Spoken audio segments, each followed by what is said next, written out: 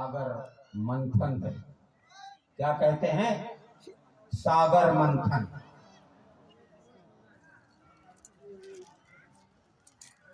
आर्यों ने हम द्रविड़ियों पर आक्रमण कर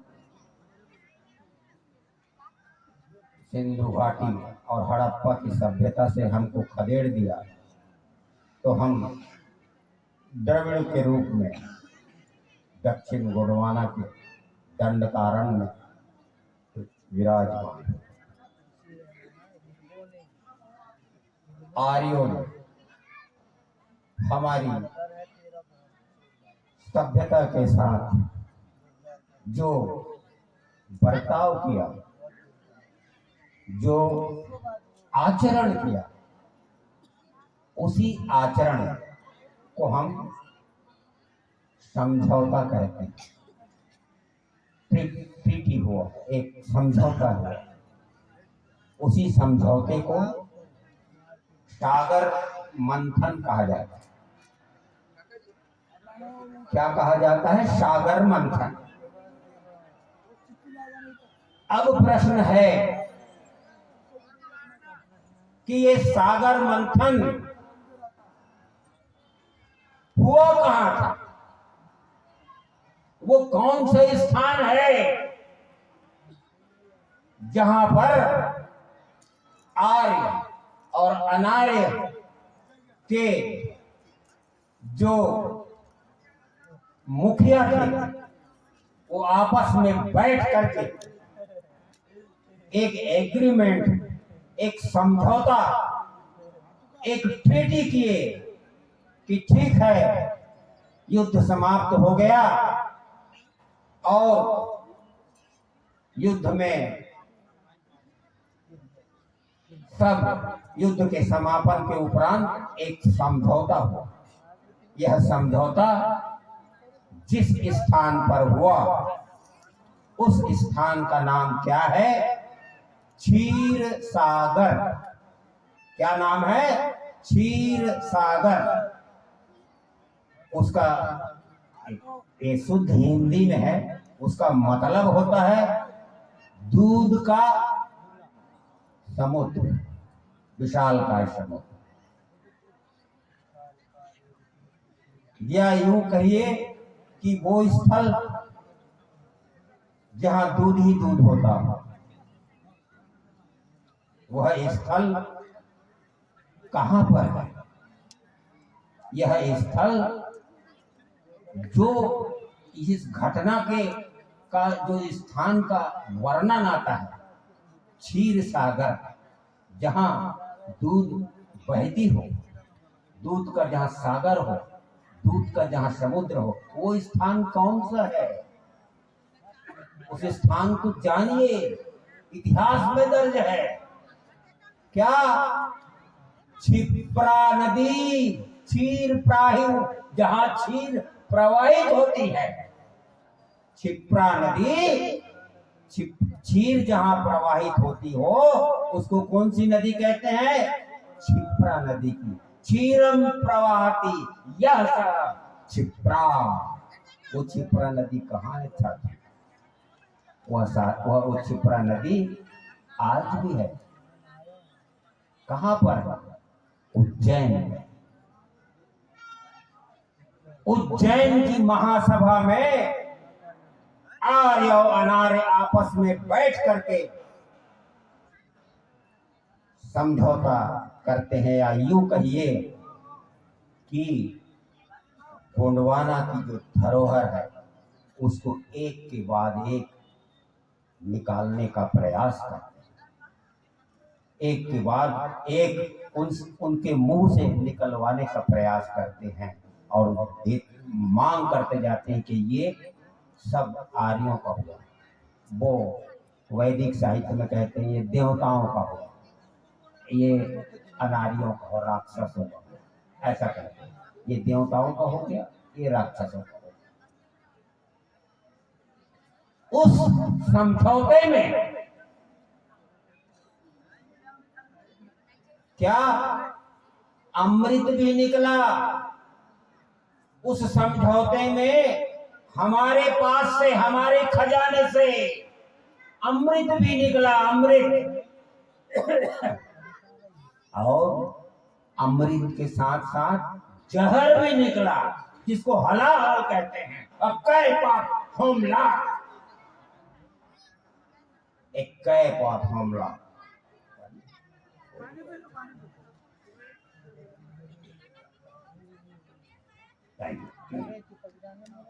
उस समझौते में अमृत भी निकला और जहर भी निकला। इस बात का गोंडवाना को गर्व है। आप छाती ठोक करके कह सकते हो कि हमारे गोंडवाना के जो पुरखा थे वो अमृत भी बनाना जानते थे और जहर भी बनाना जानते। ये कितनी बड़ी बात। आदमी को उस जहर अमृत का जो विश्लेषण है, अमृत का विश्लेषण स्टोरी ऑफ गोंडवाना के एक पृष्ठ पर आप जाएंगे, एक पन्ने, एक सफे पर जाएंगे, उस सफे पर लिखा हुआ है पांदी पारी कुपार लिंगो को उसके स्वतः के भाइयों ने जान से मारकर जंगल में फेंक दिया था। पांदी पारी कुपार लिंगो को, और एक सप्ताह बाद 7 दिवस तक इस घटना की सूचना शंभू शेख के पास नहीं पहुंची। ये जो स्टोरी बता रहा हूं वो स्टोरी आप गोंडवाना में दर्ज। यह सूचना शंभू शेख के पास नहीं पहुंची। 7 दिन के बाद यह सूचना शंभू शेख के पास पहुंची कि पारी कुपार लिंगो को उसके भाइयों ने ही मार करके जंगल में फेंक दिया। तो शंभू शेख अपने गण, जिसका नाम था करिया ओदाल, जिसका नाम क्या था, करिया ओदाल, करिया ओदाल को बोलता है जाइए, आप उस जंगल में जाइए, उस वनखंड में जाइए और जा करके पांदी पारी कुपार लिंगो को फिर से जीवित कीजिए। तब करिया ओदाल जाता है जंगल में और अमृत का घड़ा लेकर के जाता है, जिसको शंभू शेख उनको आदेश करता है, वो उनको दिया जाता है। और उस अमृत को ले जाकर के पांदी कुपार लिंगो के जो शरीर 1 सप्ताह के भीतर लगभग एकदम खराब हो चुका रहता है, सड़ गया रहता है, बदबू आने लगी रहती है, उस शरीर पर करिया ओदाल जा करके अमृत का छींटा पांदी पारी कुपार लिंगो के ऊपर मारता है और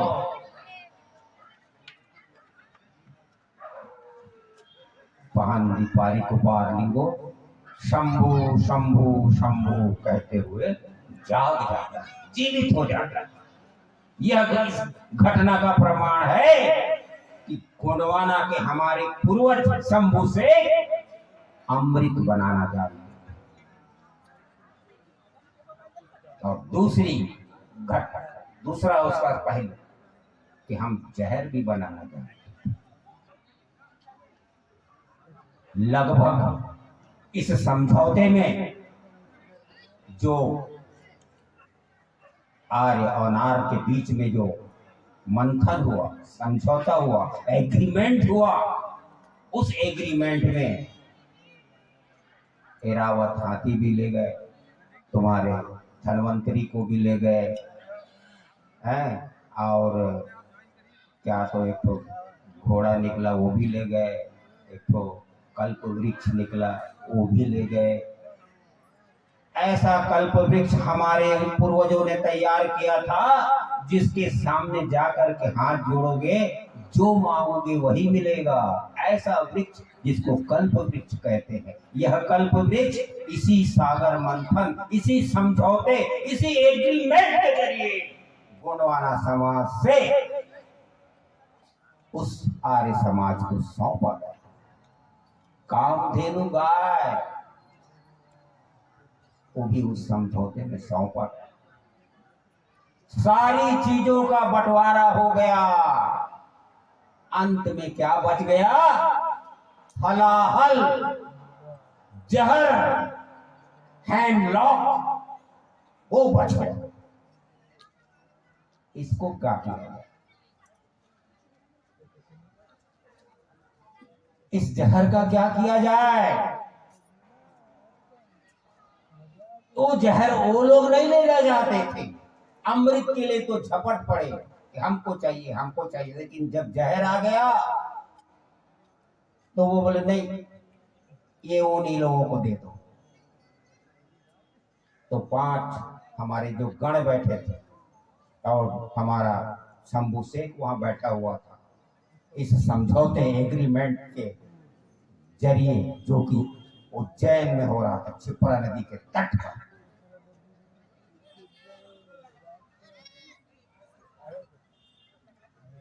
क्या जो कछुआ समुदाय के लोग, कछुआ जिनका टोटम, उसको हम नेताम कहते, मंदराचल पर्वत, मंदराचल पर्वत जैसा भार, जैसा वजन उस कछुए की पीठ पर रखा गया। इट मीन्स इसका क्या असर है?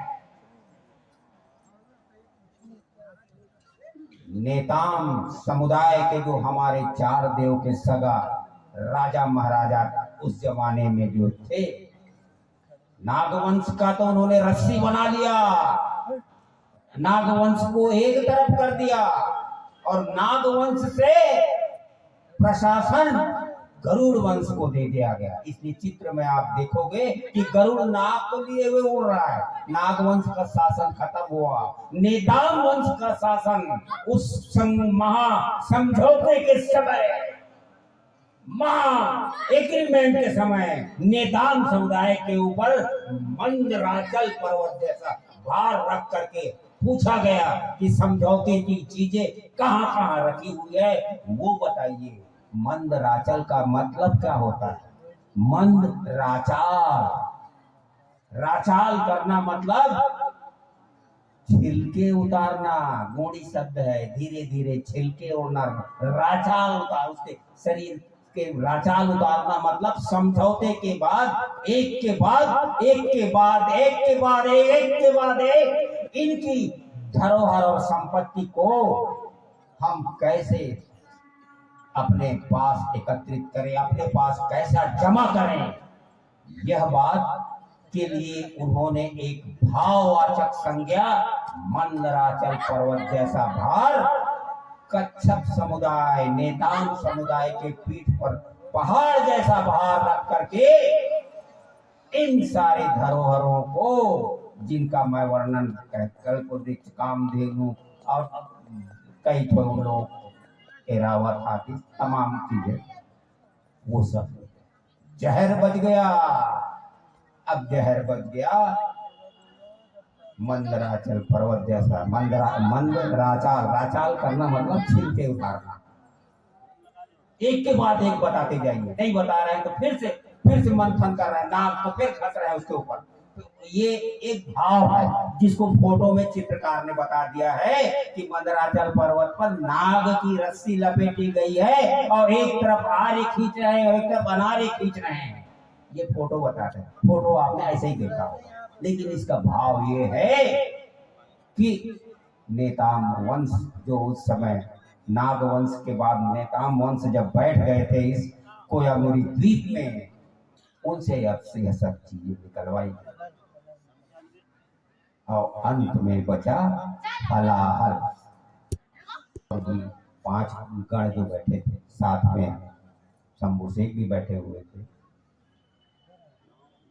उन्होंने अपने गणों से निवेदन किया कि ये कहा जा रहा है कि ये जहर आप लोग ले लीजिए, वह जहर,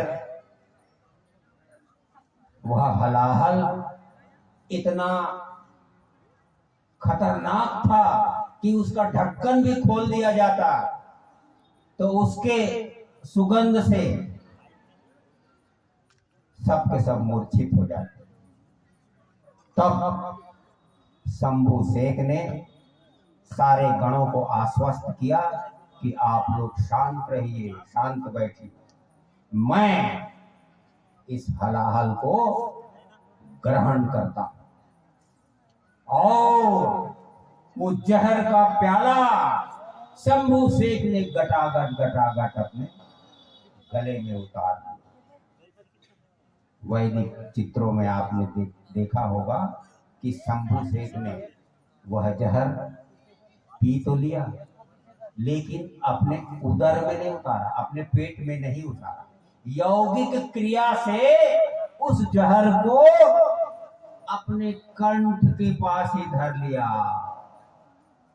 और क्या कहलाए, नीलकंठ कहलाने लगा। हमारे शंभू शेख की कृपा देखिए, उन्होंने हमारे गणों को बचाने के लिए, गण मतलब हमारे जो पुरखा हैं, हमारे जो लिंगो हैं, उनको बचाने के लिए उनको बोला कि तुम लोग नहीं पियोगे, मैं पीऊंगा।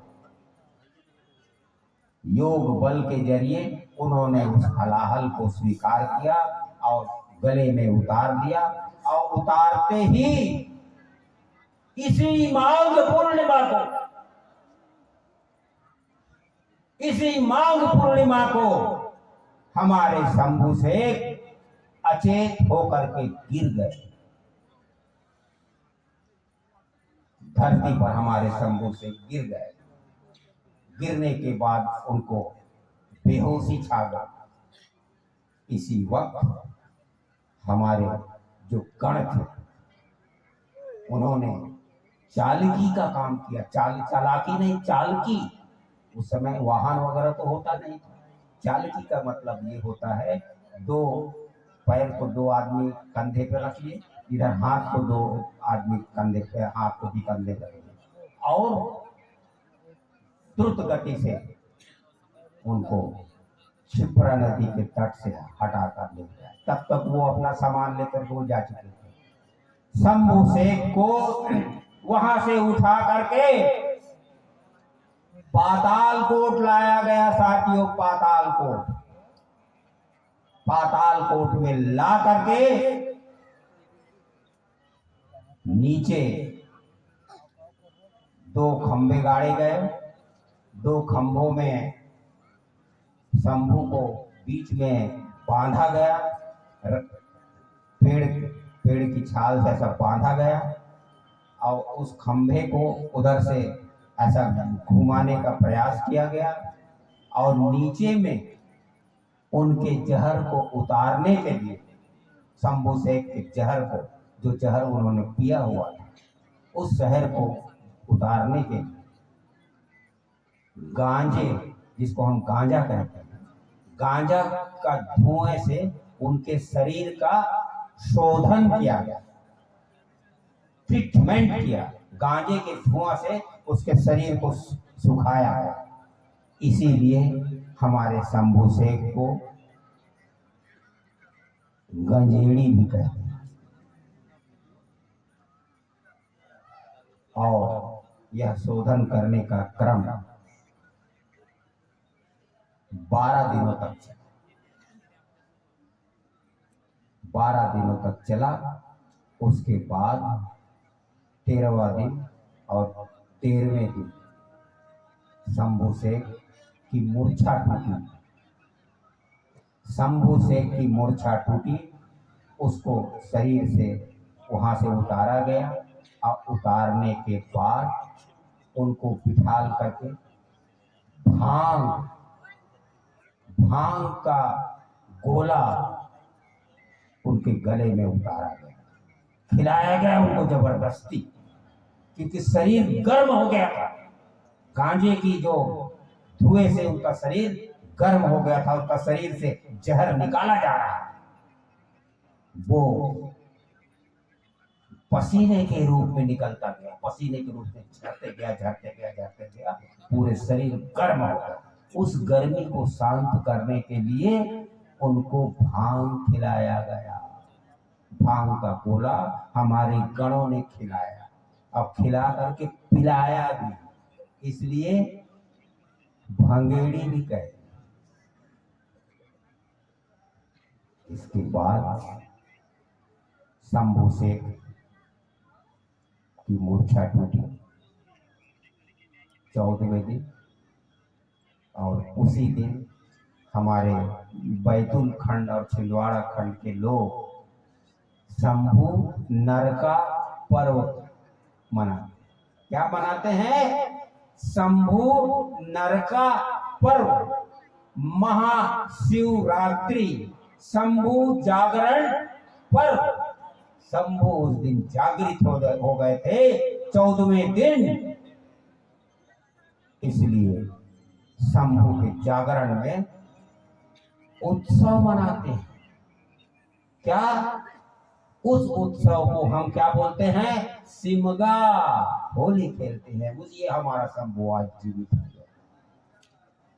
इसका रूपांतरण, इसका चित्र, इसका स्वरूप, इस घटना की जो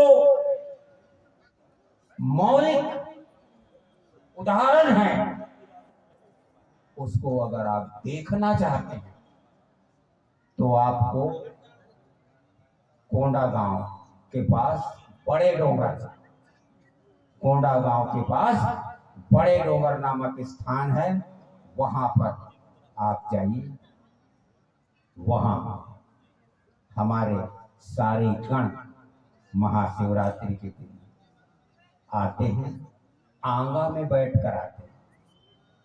जो अदृश्य होते हैं हमारे गण उस आंगा में बैठ करके आते हैं और बमुश्किल शांत दुखी बैठे रहते हैं, पड़ा रहते, कोई नाच गान नहीं होता। एकाएक उनमें ऐसा भाव उत्पन्न हो जाता है कि अब इन गणों को सरोवर में स्नान कर देना। इस तरह वो कोंडा गांव के पास जो बड़े डोंगर है, वो सारे आंगा को ले जा करके बड़े से जो झील जैसा तालाब है उसमें ले जा करके जो वाहक है उनके साथ लोग डुबाते हैं, डुबा के निकाल के लाते हैं। उसके बाद बड़े डोंगर का कार्यक्रम समापन हो। अब महाशिवरात्रि का पर्व, शंभू जागरण का पर्व बैतूल वाले किस तरह मनाते हैं यह मैंने नहीं देखा। हो सकता है वो उस तरह कुछ और होगा, लेकिन मैंने एक कोंडा गांव बड़े डोंगर का भी यह व्यवस्था है। सारे गण तालाब में नहलाए जाते हैं। नहलाने के बाद कार्यक्रम समापन हो जाता है, सब घर खत्म, अपने अपने घर।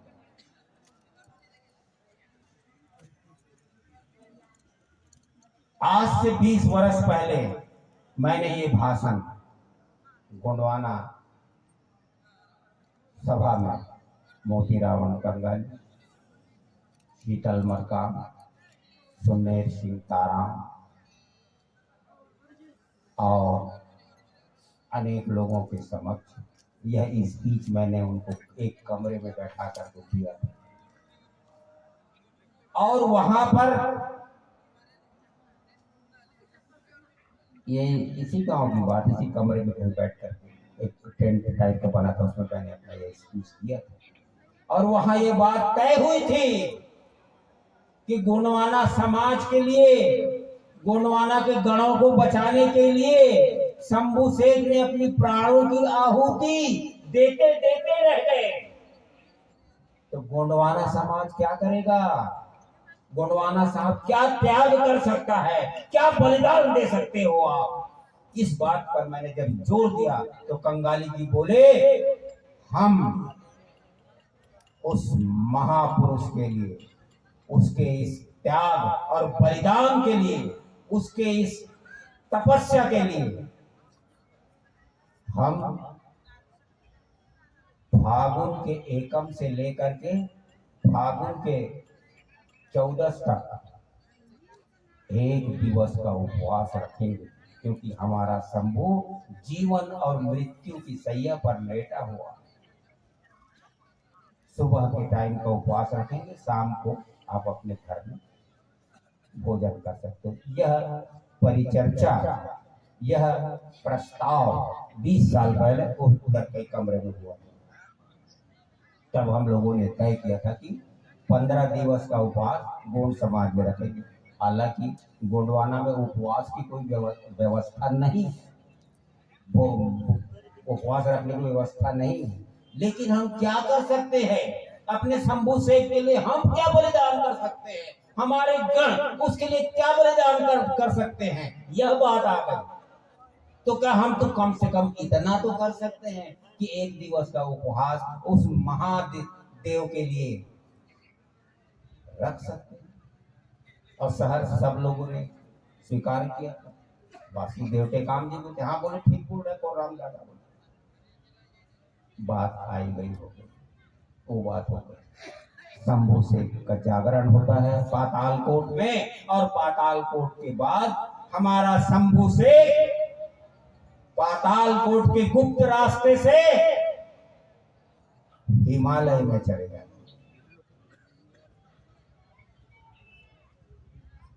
हिमालय में चले जाते। और मैं कहता हूं हमारे शंभू शेख आज भी जीवित हैं। बस आप उसको एक घड़ी होम दोगे, खट से खड़ा हो जाएगा, किसी के शरीर में आ जाएगा, वो जीवित। क्यों? कि उनको यौगिक क्रिया से परकाया प्रवेश की शक्तियां प्राप्त हैं। जिन्होंने जहर को अपने शरीर में धारण किया, उनको परकाया प्रवेश की सिद्धियां, योग शक्ति की सिद्धियां प्राप्त हैं। इस कारण हमारा शंभू शेख हर समय नौजवान रहता है, और शरीर में जैसे ही बुढ़ापे के क्षण आने लगते हैं, वो उस शरीर को छोड़ करके एक दूसरे नौजवान के शरीर में प्रवेश कर जाते हैं। इसी को परकाया प्रवेश कहा जाता है। इस दृष्टिकोण से हमारा शंभू आज भी हिमालय में है और जीवित है। गोंडवाना के सगा साथियों, आप लोगों से निवेदन है कि आप लोग से जैसा बन पड़े वैसा आप अपने उसके लिए आप अपना प्रयास कीजिए, और प्रयास करके उनके इस प्रयोजन को सार्थक होगा। उनके इस बलिदान को सही अर्थों में अगर मापदंड करना चाहते हैं, तो आप लोगों को भी कम से कम एक फागुन के एकम हो गए, आज से नहीं है तो कल से शुरू कर, कल से 14 तक आप क्या कहते हैं वो उपवास रखिए। और 14वें दिन जैसा जैसा जिसकी गोत्रवाली बनती है उतने कंडे रख के कंडे जला दीजिए, और कंडे की राख से अपना उपवास तोड़ करके शंभू शेख की जयकारा कीजिए। इतना ही कह करके मैं अपना अभिभाषण यही समाप्त करता हूँ। जय सेवा, जय पराक्रम।